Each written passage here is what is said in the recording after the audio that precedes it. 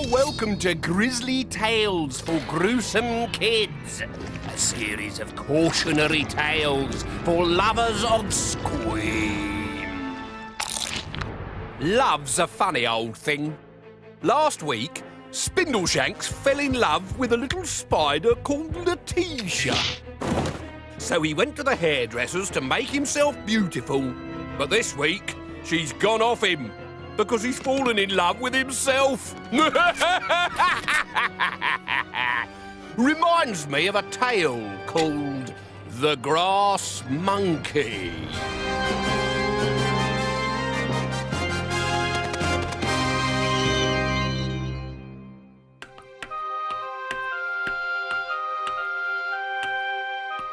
Spike was born with a spike of hair and sticky out ears like a monkey.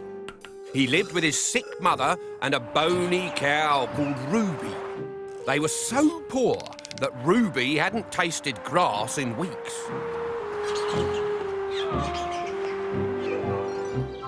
The only money they had came from Spike's after-school job at Sandra's Hair Fashions.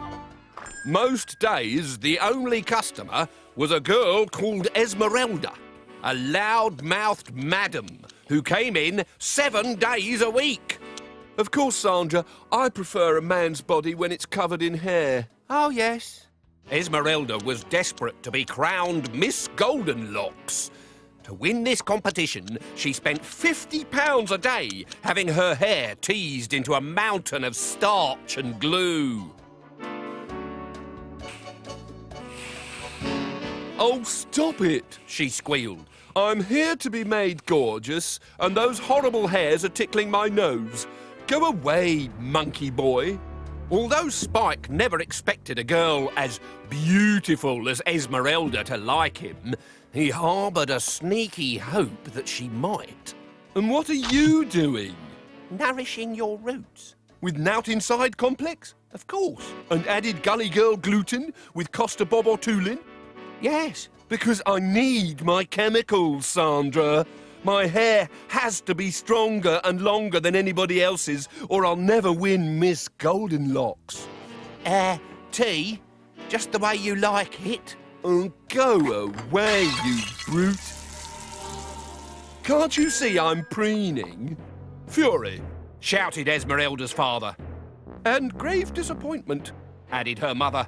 These are the emotions that are currently troubling your father and I. We have forbidden you to come in here every day. Oh, go away. But those chemicals will ruin your beautiful hair. They'll turn it green, Goldilocks. Then I'll dye it back again. I'm sorry, Esmeralda, but you're coming home with us. Ah! The hot tea had just reached Spike's skin. And before they drag me away, will my jailers allow me to tend to my burnt boyfriend? Boyfriend? Were those angels Spike could hear? Boyfriend? Shut up. Look, I know that everything I've ever said to you makes it sound like I hate you, but the truth is, I think you're better looking than a monkey's butt. Is this love? It might be, she schemed. If you steal the chemical shampoos for me.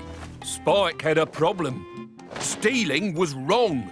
But if it meant that Esmeralda might love him, the hair would hide the evidence.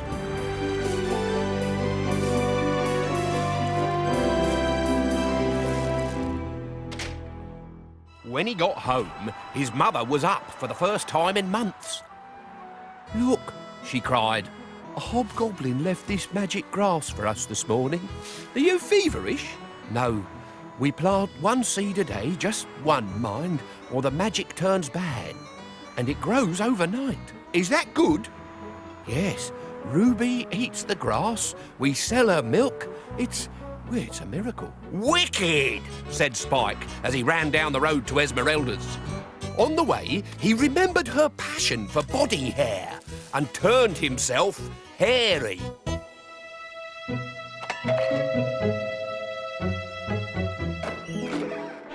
But when Esmeralda saw him, she thought he was a monkey, and she hated monkeys because monkeys pulled hair. It's me, Spike. I was only trying to be sexy. Screaming, that's what I heard. And hair, that's what I'm seeing.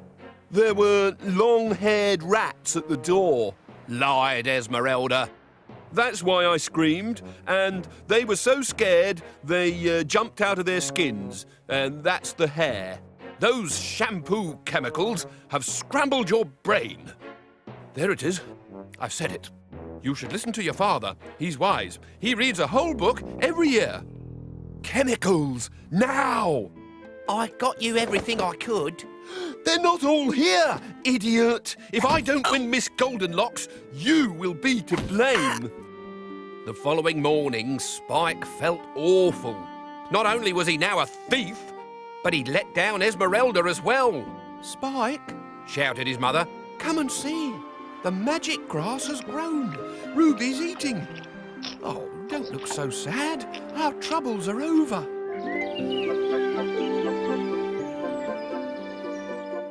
But Spike's troubles had only just begun. Sandra sacked him for stealing. And when he told Esmeralda that he could no longer get her chemical shampoo, she kicked him in the leg. You've let me down. I must have the biggest, longest, thickest hair in the whole wide world. And then it happened. Don't move, said Spike. Look, Spike, our first milk in a month. Isn't it a beautiful day? It is, Mum. It's the most beautiful day of my life. Go on, eat it. But my hair will be green. So, dye it. You told your parents you would. All right, I will. Only one at a time, or the magic turns bad. No, nonsense. The more seeds I eat, the more luscious my locks will be. But, do you love me now, Esmeralda? Oh, ask me again in the morning when we see if it's worked. When Spike got home, his mother had gone back to bed.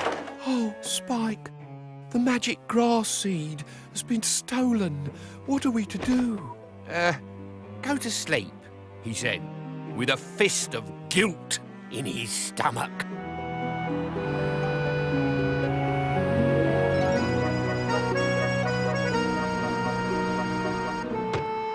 The next morning, there was a furious knocking on the door. Shh! You'll wake my mother! I'm going to win Miss Goldenlocks! When I've finished with the peroxide, I shall have the most beautiful blonde hair in the world, and all the other girls will cry. I don't think so. Have you seen what else is happening? Esmeralda squealed, but the grass grew on like a great green river. And when it reached Ruby, she gobbled it up. Esmeralda and all. But because the magic seeds were inside Esmeralda, and Esmeralda was now inside the cow, a most extraordinary thing happened next. And Spike and his mother were never poor again. Roll up, roll up. Forget your boring moo cows. See the one and only Moo Cow, the only living herbivore who can eat herself.